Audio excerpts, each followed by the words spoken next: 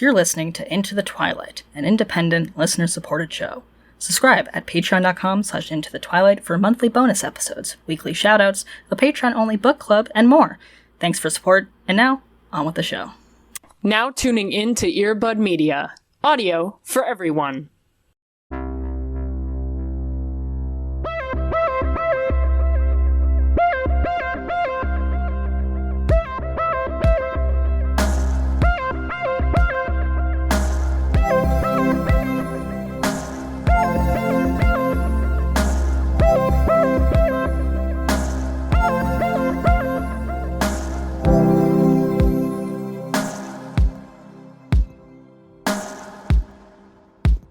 Hey, can I make a confession?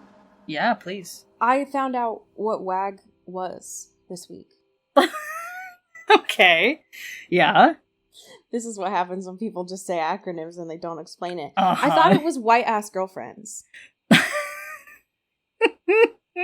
That's what my brain went to. Uh-huh. Yeah. Because when I saw the photos that people were putting into it, it was just a lot of white women. For sure. Listen, I see how you got there. You know what I mean? Like, I don't think that's an uneducated guess, right? But that's not what it is, actually. It is wrong, but it is, I see how your brain got there, you know? I'm learning. I'm listening. Yeah. Hey. And I'm learning. Yeah, so maybe define your acronyms sometimes. Yeah. I don't think that it messed me up too bad. I was getting it. I understood what was happening. Sure. Right. Like, yeah, you still got the concept, you know? Right. I was following along. Yeah, you had the general idea, you know? Yeah. I just, I had some of the words wrong. That's all. Hey, happens the to the best of meaning? us. Yeah. Fundamentally the same. I got it. This is what happens when you don't really follow sports. I was like, why? I don't care. Yeah, whatever. Doesn't matter to me. Oh, Lord. Hello. Yo. And welcome. Heyo. To Into Twilight. We're here. We're here. Welcome to the penultimate episode of season 4. We're stressed. We're here. Stressed. Actually, you know what? Can I say something? This is not the penultimate episode of season 4. Fuck. I checked today. Mean? This season has 23 episodes. No, come on. Why does CW do this sometimes? They said, what if we let's do one for fun. Let's just do a fun one. So they're saying that the originals didn't count? They're like, no, actually, we did need 22 episodes, but the originals didn't count. Fuck this, man. I know that fucked with so many people's schedules when they were filming this. Oh, sure. Actors were like, we always have 22 episodes. I'm going to schedule my break and it's going to be great. And they were like, oh, you thought, actually. Oopsie. Oh, we're going for one more week. Sorry. God. God damn it. I didn't hate last week, but I'm annoyed now. You thought we were almost done, but no. God damn it. That's the worst. All right. Well, that changes a little bit about how I perceive this episode. How are you? I'm here. I'm living. Yeah. I'm bringing some whack shit to the space, okay? I'm getting a little loosey-goosey with it, okay? I would expect nothing less. Because I messaged you about this. You did? I saw this on my feed of love of my life, Lou Wilson. Yes. Famed dropout regular D20 champion. Just pleasure to have in class all around. Also, apparently a writer for late night.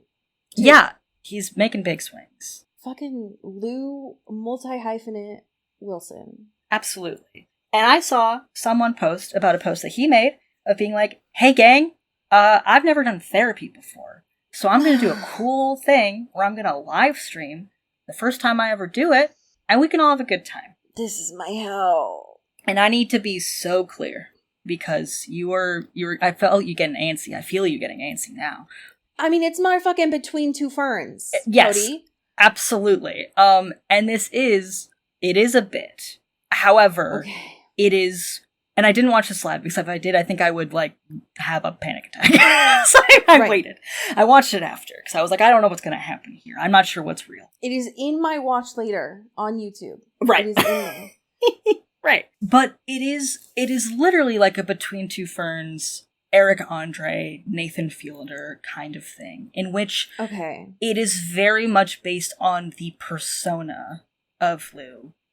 And this need for, like, trying to have a real conversation with someone, but all the ways that you as a person who is known will deflect and move to something else, right? And an added layer to that was that this was live streamed. This guy, Paul, who I believe was actually legitimately a mental health professional, because he says multiple times, like, this is not real therapy legally. We cannot say this. Also, this is not therapy, but like, I am here, doing this kind of vibe.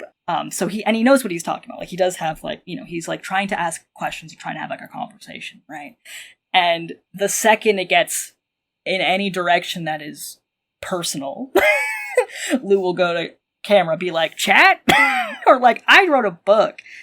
I'm promoting this book. Wait, so the book that I saw was real? Yeah. Come on. I think it's like a coloring book. Okay. It's a coloring. Okay. Yeah, it's more of like tips about improv, but also like I think a coloring book. I have not looked too deep into it. It would just like navigate and meander and like have this like ongoing conversation, not just with this guy who's trying to have like an actual conversation about like whatever you're feeling, but also with this like added layer of the audience and performance and being a person who is known but like doesn't want to be like seen. This sounds just like my therapy. Yeah.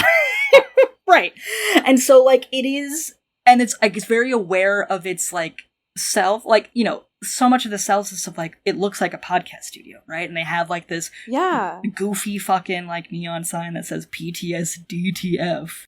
I want it so It's so fucking sick. It's so sick. And Paul in this moment is, and many times throughout this like 44 minutes of torture, is like, hey, it seems like anytime we try to get to a real place, you kind of like, you pull back a little bit, or you like divert things. Is there a reason for that? I feel like you're just like really, really uncomfortable in this moment, and I'm just curious as to why that is. He's like, me? Nah, I'm good. I'm so sick. I'm just worried about like, making this an accessible product and for the chat. Right. This whole time he's being like trying to quote unquote like destigmatize, therapy and make therapy cool and like make it this like wider thing. But like when it comes down to doing, this not therapy, but like kind of just having a conversation with someone, it becomes very like, oh no, I'm in a glass cage. Like, oh no, what do I do? And it is so interesting as a text. He's so committed, and it's like genuinely a very interesting and like revealing conversation, even if it is behind 7,000 layers of glass in between it. It's wild. I feel like watching it, I'm going to have a lot of uncomfortable feelings in the same way that I do watching Nathan Fielder content. But that's not a bad thing. That's just unfortunately, Nathan and I have a lot of similarities kind of thing. Mm-hmm. Hey, Lou Wilson, do you have a fixed moon? I just want to talk. Let me see that chart. My money is you've got a Scorpio moon like me or a Cat moon like Cody. You know what I mean? Because why else are you doing this? Yeah. Okay. All right. I'll watch it. I'll also probably send it to my therapist. Yeah, for sure. Yeah. Okay, that makes me feel better though, that it's not real, but it's also not really a bit. Right. Like it's not real, but it's not real. You know what I mean? Yeah. All right. I feel better about it. How are you doing, my dude? Oh, I'm here. I very much wanted to talk about dropout content this week, but I am persisting. Just know that it's here. I have hours, not days, left of my Netflix subscription, so I'm talking to you about a documentary that came out. This is not necessarily a happy thing so much as I just enjoy documentaries. Yeah. And it is specifically Titan about the motherfucking Ocean Gate. submersible. Let's go. So here's the thing. This very much felt like is this fucking play about us? Because a lot of this shows footage that is just in my neck of the woods. Yeah. I forgot that OceanGate was based out of Everett. So they're just showing a lot of footage of Everett and from the UW campus and all this stuff. And I was like, oh, damn. Okay. Yeah. So I think it's an interesting watch. I feel like it's different than the one that's on HBO Max. That one was more like about the hearings. This one's a lot more about the culture of the company and deals a lot more with like whistleblowers, which is interesting. I hated how much they showed the sounds of the submersible cracking because I mean I was intrigued by it, but it was awful to listen to. I think what it showed to me was very similarly to the Astroworld documentary that just came out on Netflix as well, is the similarities between those two stood out of like, hey, so much of this is preventable. Yeah. A lot of people in these positions of power were like, one, I'm going to ignore you as an expert in your field because I care about power and optics and, you know, I'll cut costs wherever here at the expense of literally people's lives and sometimes my own in the case of Stockton Rush. Yeah.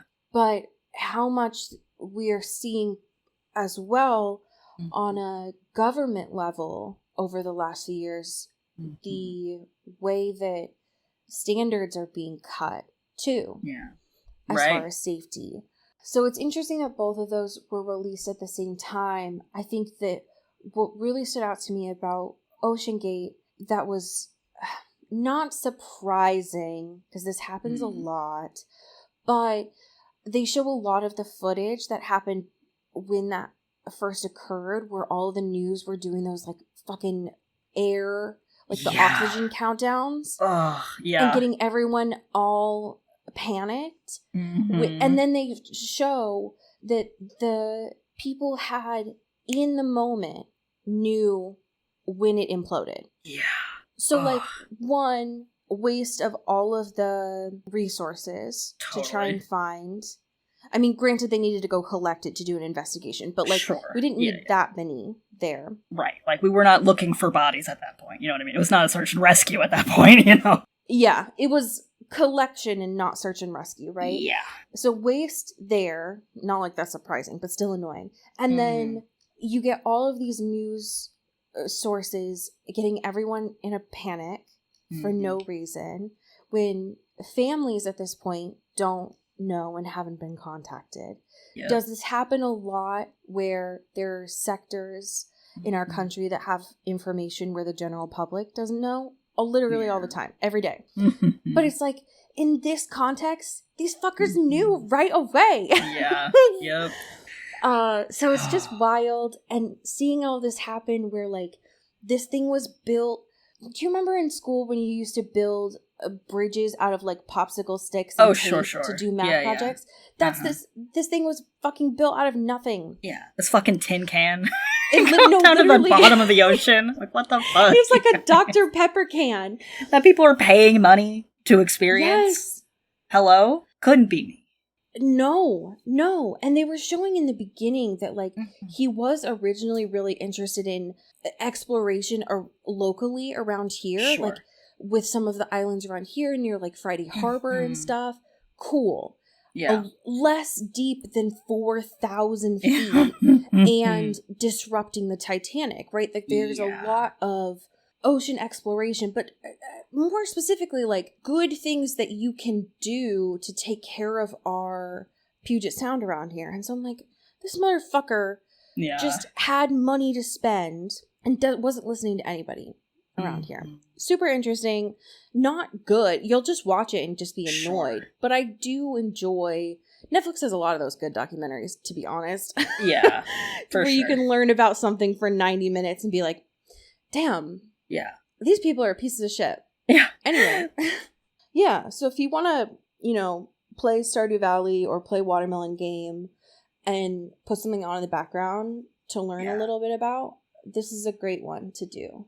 Hell yeah. I am very excited to watch this. I've only seen the HBO one, which I thought was very good. Yeah. And I love when there are two dueling docs from different... It's like who has different access to different things. Like, whoa. Yes. But I will say the HBO one is definitely worth watching solely for this guy, Josh Gates, that they have on there, who is like a Discovery, like, host. Like, he hosts shows on Discovery. Oh, yeah. He had this show called Expedition Unknown, and he had a bunch of footage with this guy about, like, the submersible, like, doing a dive and stuff. Not, like, a full one, but, like, you know, trying to see what it was like. And he, like, ended up saying, like, calling the network and being like, this doesn't seem safe, and we have all this stuff, but, like, we can't turn this into an episode and promote this to people as, like, you know, like a PR thing. Like, that sucks. Oh, shit. But, like, the stuff that he brings to it is, like, so haunting because, like, Stockton is definitely in this, like, trying to impress a camera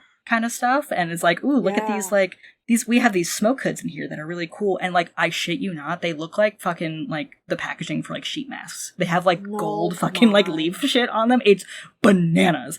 The person I related to the most in this was one of the engineers who you see hearing footage from it. And during the hearing, they show the footage. This guy's watch goes off in it. And he's like, sorry, that's just my watch telling me that my heart rate is too high in this moment. Never related to anything more. Oh, it's so wild. We have a couple of pieces of news for you this week. One is from a friend of the show. A very crucial dispatch that I did not think I needed, and yet I needed it so bad. Taking you into the dark depths of creation entertainment. Right. Often what she does, which is, you know, she's the best in the biz at that. But she was in New Jersey for a fan convention called Vampire Fan Weekend, which, first of all, where was our invite?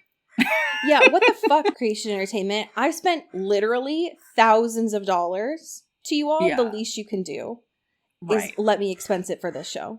Come on now. So I have a personal gripe, but it is a beautiful time capsule of, wow, what if we exist in a world where The Vampire Diaries was the most important show and the most popular show ever made? And that's beautiful. I love that. Kelsey, I'm so glad that you did this investigative journalism for us. Yeah. Because I was telling Cody off air, I haven't been to a creation convention in literally a decade. The last time that I went was in Vancouver, 2015, I think. The prices have not changed. These people are milking fans for everything that they're worth. These are nuts. These passes are nuts. The one thing that I'll say, I mean, I might have it's still in my email somewhere. I don't know that they've gone up with inflation, though. Yeah. Which is interesting. They are taking mostly, I will say, this is a mostly women demographic and has been since the dawn of time. It is great to see that they, no matter what, know their audience and are like, hey, would you like to spend $1 million to take photos with these men? And they say yes, actually. Yeah. What haunts me the most is Kelsey's photos from the main stage here. Because I got literal chills when I saw it, having experienced this before. This is where you spend most of your time. Sure. Is in this random auditorium with a black background. The internet in there, awful. No bars, essentially, which is wild because back in my day, you relied on people live tweeting them to experience them. I can't say for this what it looks like, but this was very nostalgic for me also. What I want to know, because we haven't gotten to them yet, I'm looking at this beautiful, if not wrinkly, banner of Elijah. Sure, yeah. Who are these men on the other sides? Who are these boys? I don't know. I don't know these men yet. They, I'm assuming, are probably from the originals, but I do not know. Yeah. I can't say that I miss it at all. I remember them being very loud and overstimulating, and yet also really poorly lit. But Kelsey, I'm so glad that you were there and got to experience it. Your journalism is crucial. Yes, thank you so much for your service, as always. As always. I'm glad that you brought this to our attention. Yeah. Because I did find it out on our Twitter from you, so thank you. Could you do us the honor and unfortunately bring up... God. We've had to talk a lot about Gen AI lately. We got a big ol' vulture expose. Yeah. From Lila Shapiro. Thank you, Lila. Thank you, Lila. About the many ways in which bigwigs in Hollywood are secretly and not so secretly using generative AI just to cut costs, right? Shocker, truly. Right. Fork found in kitchen, And there is a lot to this. It is a very depressing read, but it is good to know of what, these CEOs and shit are like totally chill with talking about, in certain ways or implementing into their companies. The main call out here is Lionsgate, which is, related to our dear Twilight and our dear Hunger Games and other things. And it's not... I don't love it. I don't love that as... And this is the stuff that they're saying in public and are willing to have published. Yeah. Lord knows what they're saying in private. Right, that's the thing that gets me about this, right? Because, like, there's a lot of stuff in here that's, like, off the record or, like, alleged and stuff. But there's a lot of stuff that is very out in the open. So that makes me nervous about, like, what isn't, right? Because if they're comfortable, if the vice chairman of Lionsgate is like, God, this makes sense if we, like, use one of our signature franchises and just make it anime, or make it safe for kids, that's sick, And that's what you're saying with your full chest in public? Don't love that. Sorry, I have to laugh. Otherwise, I'm just going to scream for this rest of the episode. Because What do you mean? What do you mean that this head honcho is like the prompts that you're putting in, right? Mm-hmm. I have to imagine, or that he just assumes, right? This is the limited knowledge that he has, is like, do it in anime. Right. Or make it PG-13. And then 3 hours later, he's just going to like have it and it'll be ready. And I'm assuming that he thinks it's ready to ship. Right. Yeah, sure. Nothing else needed. Nothing. Yeah, it'll just be totally perfect and there's going to be no errors, right? Mm-hmm. I just... What it must be like to live in a brain like that. Where you can just say shit like that and then 3 layers down are the people who are now going to have to work a weekend. Yeah. And try to explain to you that that's absolutely not feasible. Yeah. And also, do you know that that's what your audience wants? Right, yeah. It's just slop. Yeah, just give me that sweet, give me Hunger Games and anime. Totally. That's all like, what, it's also just, like, insulting of, like, the breadth of these people's imaginations, right? Of being, like, that's what's, a lot of this is depressing, but what's especially depressing is these CEOs and heads of movie studios in particular don't give a shit about what makes their company, or they don't even know what makes their company, like, interesting or unique or valuable, right? Outside of, like, how much money, right? And the fact that, like, just you're using AI and being like, the coolest fucking thing you could imagine is, like, what if we turned one of our franchises into anime? And it's like, first of all, why are you even, this is all silly. This is all silly and nonsense, but, like, that's where your mind goes, being like, we can do anything with AI. And it's like, okay, make stuff into anime? Where's your charisma? Yeah, like, what? Like, okay, you just want to do the same shit, but in different formats? Like, oh, make it a noir. Like, what are we talking about? Well, no, hold on. It's just, no, I 100% agree with you. I think the utilizing Gen AI in general, but especially in this context, is so depressing. Yeah. And I would always much rather see an artist's take, a small artist's take, especially if it's poorly drawn. Like, let me commission a small artist to do 3 frames of the Hunger Games in anime. Yeah. and say, spend as little amount of time as possible. Right. Because I think that is far more entertaining and hilarious than it is to watch a 3-hour film, by the way, which I don't even think any of the Hunger Games films are 3 hours.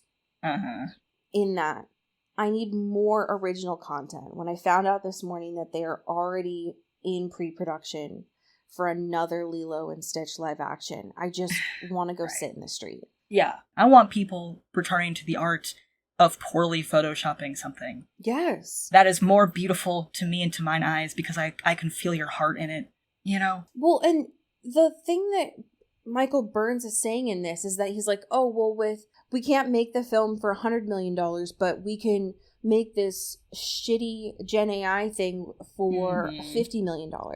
Hey, Michael Burns, my question to you is, what could your filmmakers do with $50 million instead of this? It's kind of still a lot of money for a movie. Correct. And it will be made by people who make movies and not a robot in your computer.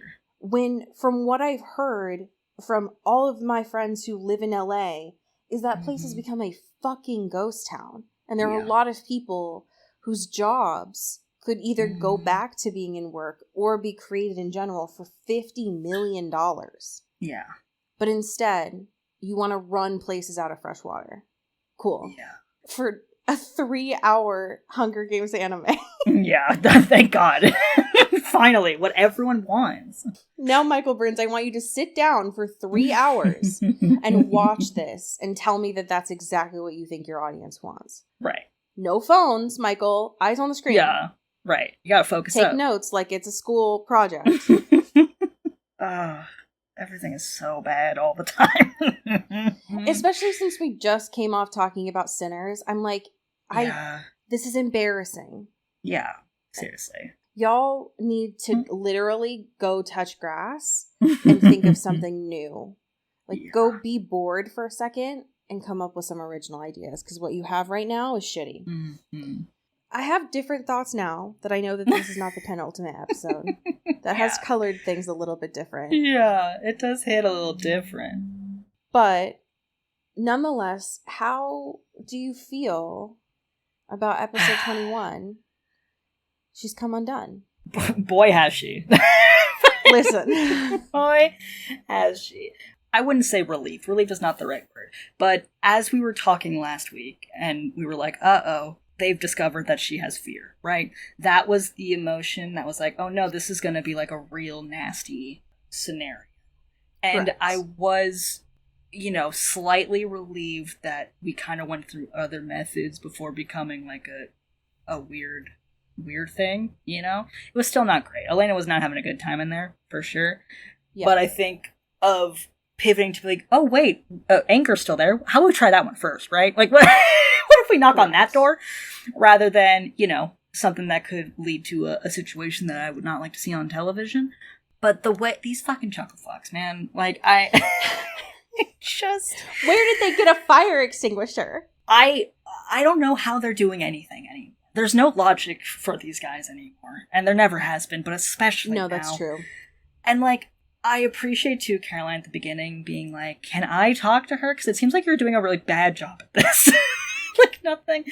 Because I was curious, too. I was like, hey, maybe, someone else get in there, Because you guys aren't really good at this. And you're not really pulling at any emotional strings that are going to resonate. No, their version of an intervention was, we're just going to keep her in a cage. Right. And surely, at some point, things will go back to normal. Yeah, she'll just decide. Right. She'll be like, I want to feel things again, actually. What the fuck? They have never met a teenage girl who was brooding in her room before, clearly. Yeah. Right. Yeah, it's like, this can be a standoff if you want it to be a standoff. We got all time and eternity, baby. Are you kidding? Give me some headphones. I'm so glad that you said that. Because there was a moment early in this episode where Damon says to Elena, while she's still locked in the basement, he's like, oh, we have all the time in the world. And I wanted to slap him upside the head because I was like, hey, bud, do you remember that Silas is out there in the world somewhere? Yeah. Uh-huh. And actually, as we find out in this episode, we don't have all the time in the world. You have 2 days. Right. You have hours. You have a very actually limited timeline, you guys. Correct. Y'all need to hurry this up immediately. God. I'm still not over this just being the stopgap of stuff where it's like, listen, I get this is an important issue. However, we have days, right, for this.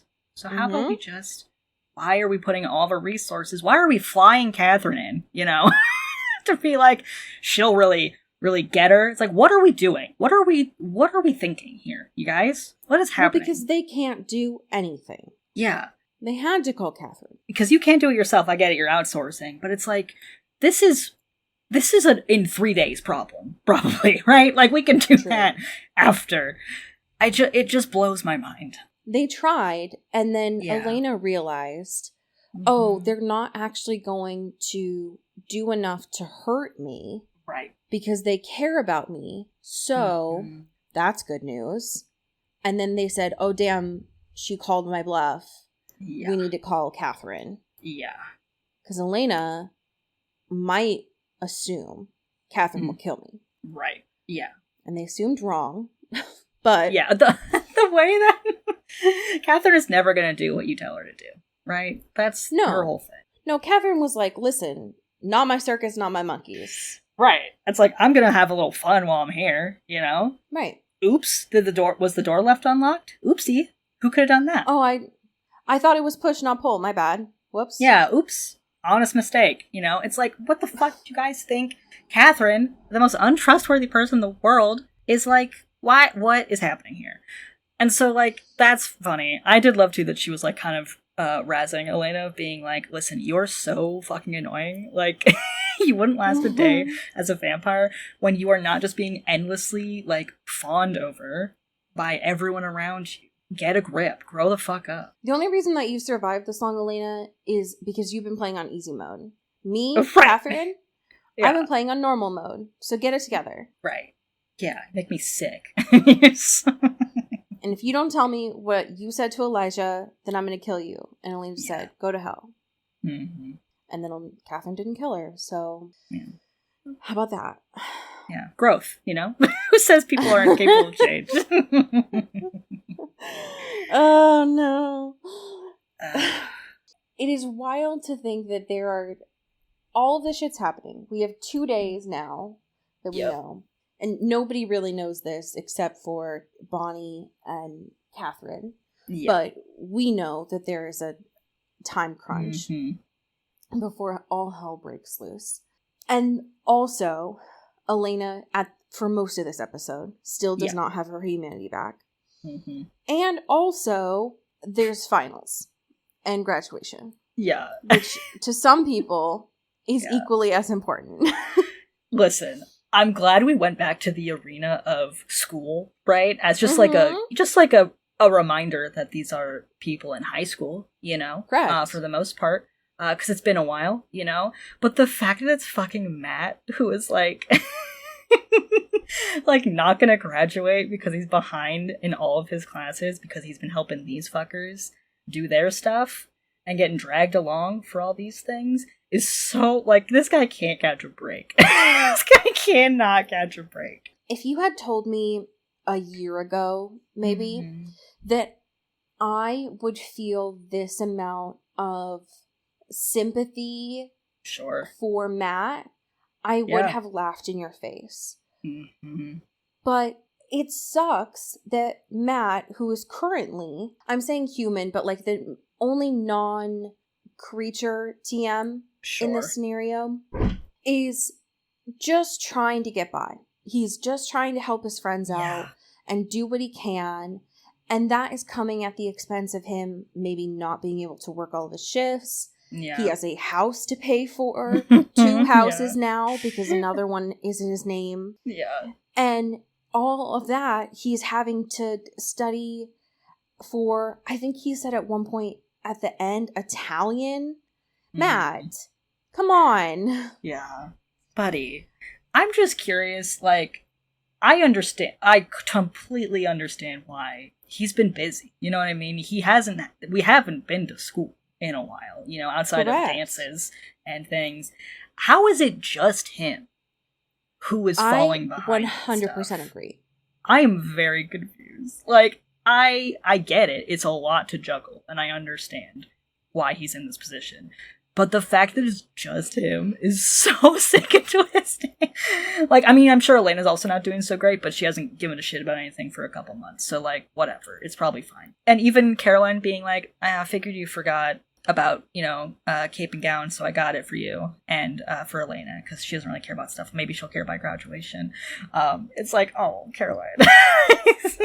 What I have to assume, I mean, first of all, it doesn't make sense that Matt has a full schedule. I know that you have to have a certain amount of credits to be an athlete, but he should definitely be doing work study that counts for credits. Mm-hmm. So that doesn't make sense. Yeah. The way that I'm trying to logic it is that, sure, we do see vampires sleep, but they don't technically, I don't think. So maybe that's part of it. Sure. I guess. Or maybe Matt's just really against cheating and everyone else has been cheating. Well, clearly, because Rebecca tries to pitch him and being like, what if I could compel you to get sick grades and compel people to give you scholarships for college? And he's so moral about it. He's like, no, I want to do this the right way. I'm gonna Google translate this Italian and figure it out. And obviously I would love some help and some flashcards and some tutoring. All right. Fine, I guess. Sure.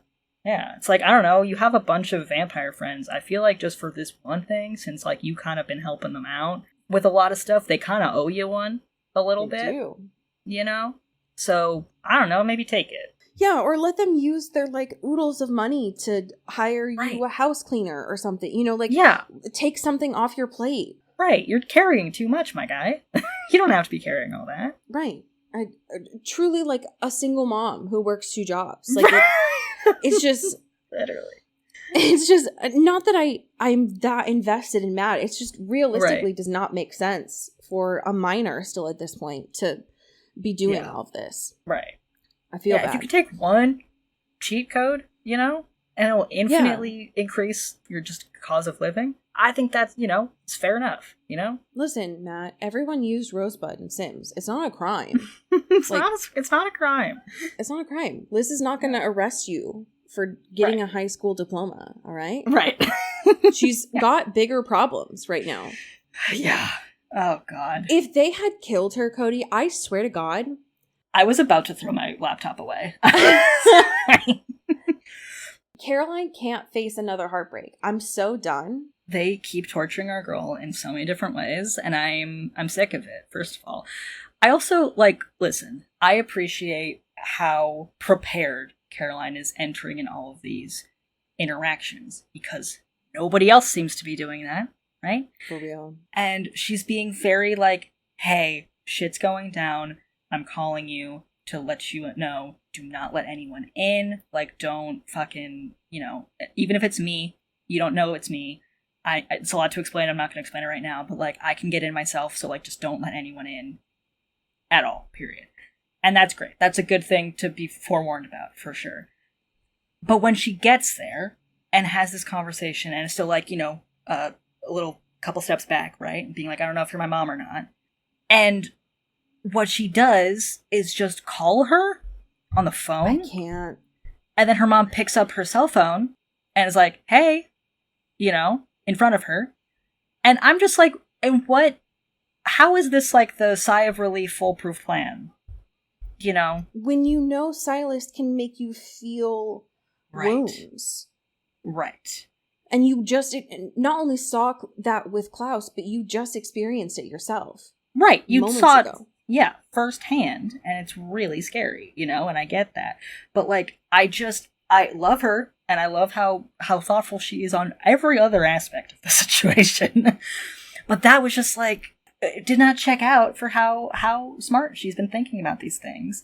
And then to make it be oh my God, if my mom is cool and chill and totally not Silas, then Bonnie, who's, rapping at my door right now, might be.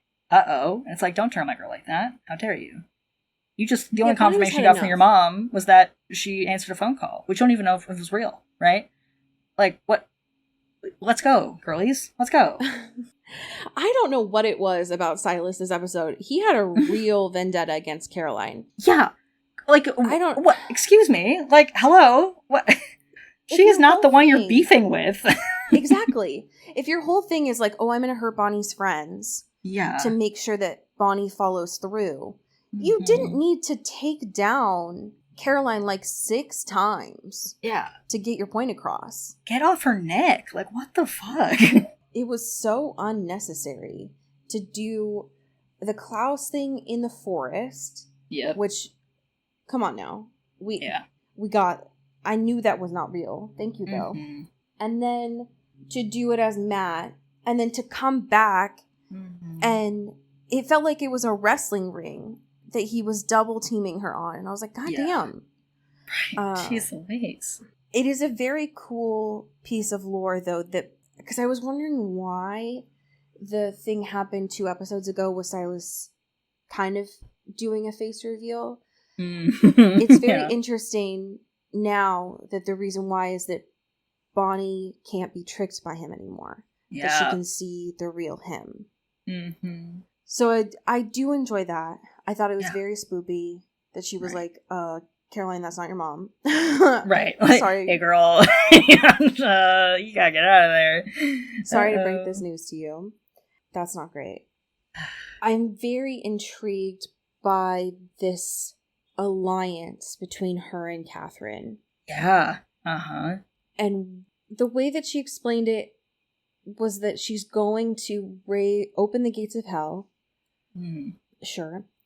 But Silas is going to take the cure and then die? Right. What? Yeah. I have questions. Why, Silas? Are you just tired? What's going on? I'm suspicious of what the plan is here. I don't understand what the bigger goal is. Is the goal just in general that you want to raise the veil and then you're going to deuce out and not deal with it? But, okay. Yeah. All right. I'm also curious why Catherine wants to talk to Bonnie's ancestor. Other than it's probably cool. Yeah. It's like really sick. I think too there's another layer of, this whatever this like blood in the tombstone situation, and all the veil dropping or whatever. It's like, oh, then we can make you like totally, impervious to stuff or whatever. And like, sure, that is I guess a tempting thing or whatever. But it also just feels like Catherine's just doing stuff. You know what I mean? Like, I don't know if this is like her big like thing that she wants or like cares about. Like, sure, it'll be helpful, I guess, to like just, be like capital I immortal, and stuff. But like, I don't know, kind of seems like a lot of a risk to do that for something that's like, somewhat meaningfully beneficial to your life, but like also you're kind of really good at hiding and fucking off anyway. Like, I don't know. I agree. I think that I am curious on what immortal means in that context. Right. Of like invincible. Yeah, right. It's like, what does that like mean actually in this like hypothetical, and I feel like there's a lot of things that need to happen in order for that to even happen, So it's like, what? Okay. What's going on here? I agree. I have questions, but apparently we have more than one episode to solve them, so I'm not that worried about it now. So I feel a little bit better. Even though there were a lot of moments in this episode where I was stressed and upset, there were still good bits that I was very appreciative of. One that I remember writing down was when Matt and Rebecca were talking about Caroline, and they were like, sorry, you dated her? Which I thought also when Rebecca comes in with burgers, and it's like, I know these fools only have blood and booze in here, so I figured you were hungry as a human person. Would you like a burger? And it works. He was like, what? She was right. Finally. Nobody ever asked Matt if he actually like wants to go out to eat lunch. You know what I mean? Like, everyone's just focused on their own fucking vampire bullshit. He's like, guys, I would like to, like, I don't know, have a little something. He's an athlete. Maybe I'm hungry. He is hungry. Yeah.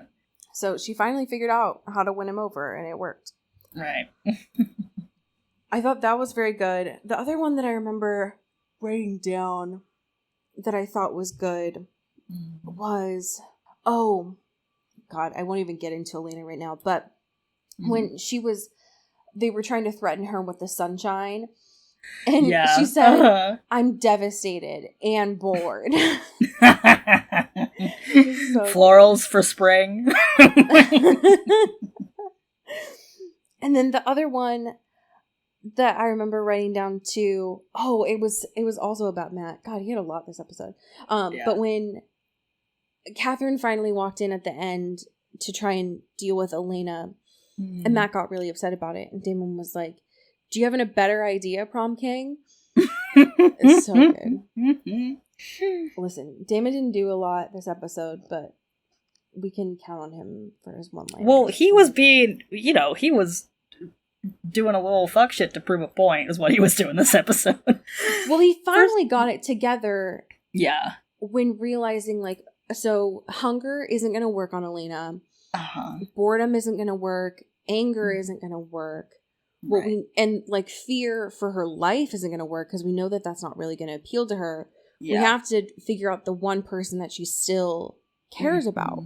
Yeah. Which they kind of did at prom. Right. A little. But no, we gotta kill Matt. That's what we gotta do. Yeah. That would have saved us a lot of time, boys. We could, and listen, and Matt is willing and able, you know what I mean? Because he still feels this, like, huge debt of being like, she saved me, right? Which I feel like he's kind of repaid multiple times now at this point, but, like, whatever. You still feel that forever, your whole life. That's fine. But, like, so he's been down to clown, You slap a ring on that bad boy to prove a point and snap his neck, he'll do it. Right. He's your guy. Like, why are we... And I love, too, that, like, one of Damon's, like, big galaxy brain ideas at the top of this episode was, like, putting her in a dream space of, like, nostalgia and things. But, like, this interpretation of Damon looks, like, so yassified.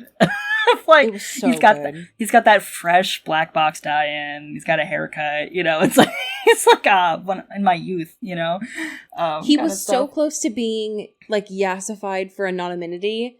Yes, it was very good. So eerily smooth. It was tough, but it's like, okay, why are we wasting like a lot of our mental resources on whatever this LARPing situation is going on in your guys' brains? When you have Matt, who is just, like, down to clown, just to get her to the other side of back to herself, Like, what? All I could think about right before Thing 1 and Thing 2 show up, because I'm trying to imagine anyways, maybe this is giving them too much credit, that they had planned this, because Elena is like, listen, Matt, I'm super hungry. All that I could think of in my brain in this moment was the fish are friends, not food. Yeah. Because she, like, kicks him back awake and is like, it's fine. I just trained an artery. You're not dead. Wake up. Right. Yeah. Relax. Girl. Elena. Oh, I know that he's very... Matt has been too generous to you, honestly. But you gotta get it together. Yeah. Nina's acting in that scene with the single tear was some sick work, might I say. I am glad that am I gonna miss No Humanity, Elena? Yes, of course. Yeah. But I am glad that is not something that they are bringing in to the next season. It is... I think it is an interesting arc to be able to see her start to explore emotions again. Yeah. Even though I feel very bad. Especially because she's not... her version of processing is just channeling it into hate for Catherine of all people. The fucking switch up is nuts, okay? And, like, to be fair, this is Tweedledum and Tweedledee's fault, particularly Stefan's fault. Because he's like, I know you're feeling every emotion all the time, all at once, currently, now in this moment. And that's a lot. We didn't really prepare enough for you for this. However, The easiest thing to do right now is to just focus all of that energy into one thing. And this motherfucker was not specific. Nope. I mean, he did, like, tease it a little bit of, like, kind of being like Catherine, because it's like, oh my god, you know, whatever. But, like, not in a direct way. And if he just said, what if you focus your energy on, we need to figure out Silas' problem, maybe that would be a little more helpful. Just, like, 2 extra words, my guy. Just that's all you needed. Because what she did instead was, the dial pointed straight to Catherine. And it's like, I will not do anything until I kill her. So that's priority numero 1. And it's like, no, wait, why? What? Get on track, guys. Pissing me off.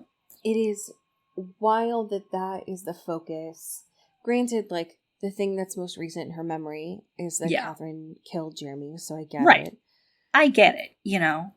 But... It's not that Catherine doesn't deserve it, but goddamn. Right. Yeah, sure. Again, these are tomorrow problems. These are next week problems. We could do that next week. We could go have a fun little romp and go hunt down Catherine and do all these other little things. Go back to New Orleans. Fuck, you know what I mean? We could just have a little ball. We can go to New York City, baby. Let's do it. After we know that the gates of hell have not been opened and are not in an immediate threat to be opened. I am curious, once the dust settles a little bit, when Damon is going to finally process what Elena said about being sired to him. Yup. That was brutal. That was tough. I'm curious how much of it was real and how much of it was Elena just being nasty for the sake of it. Right. It just... There were a lot... Listen, they've all said a lot of things to each other that are nasty. Yeah. But she was particularly nasty in that sunshine scene, and looking at Damon and being like, I know you were so scared that it wasn't real. And it wasn't. I was just being sired to you. It was some sick work on her part. Yeah. I think we talked about this a couple of episodes ago, so it was very wild to see it featured so heavily this episode. I cannot believe there was a Ford Fiesta featured in this episode. That was wild. Seeing not only that Caroline is driving it now as what I can only presume is like a valedictorian graduation kind of present, but then to see Silas as like a Michael Myers kind of feature in this Ford Fiesta feature was haunting, because that's not the context that I'm used to seeing a Fiesta in. Sure. That's a bit of a jump car. Scare. Yeah. Right. So they've stepped up their features. You know, we used to have laptops to watch werewolves change and stuff. So they've definitely expanded, but it was wild nonetheless to see. Oh, yeah. I'm nervous now, knowing that, one, that next week is titled The Walking Dead. Yeah. And also that it's not the finale. So, what do you mean? What do you mean? It's just, that makes me nervous. The photo that we have here from The Walking Dead, Stefan's hair is so big with secrets. Yeah. That I'm scared. Full of secrets. I don't see anything in here referencing graduation, so maybe we have a little bit more time. I think the last episode is graduation. That's Of course it is. Of course it is. So we got a little bit of a runway here. Gotta go all out for graduation. I would expect nothing less. Okay. Well then, just a quick little pop over to Walking Dead Town. Then we'll finish off with graduation, of course. Sure. We have some amazing patrons to thank. Would you like to start us off?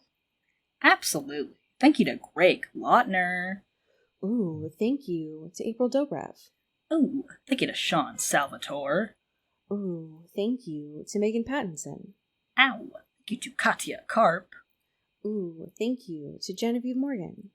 Ooh, thank you to Danielle Burke. Ooh, thank you to Janae Bennett. Ooh, thank you to Sophia Salinger. Ooh, thank you to Dan Zeklos. Ow, thank you to Emily Ozera. Ooh, and last but certainly not least, thank you to Jaylene Ivashkov. Pew, pew, pew. I have a fanfiction for you that is written by the author Chels95. Wow. And the summary of this really caught my eye. So I'm going to read the summary of this for you. The title is Ready or Not. The summary is as follows. A simple child's game with her future in-laws takes a sinister turn and leads to a terrifying night for Caroline, inspired by the movie Ready or Not. Okay. So I want you all to imagine, and this fanfiction does, of course, include created GIFs by the author themselves. Wow. A Klaus and Caroline fanfiction, which y'all know how I fucking feel about that. But inspired by the movie Ready or Not, which brought me back. Right. Yeah. Oh, I need it so And that had my attention. So, if that is a great intersection of your interests, enjoy Chels95. Hell yeah. And their great work.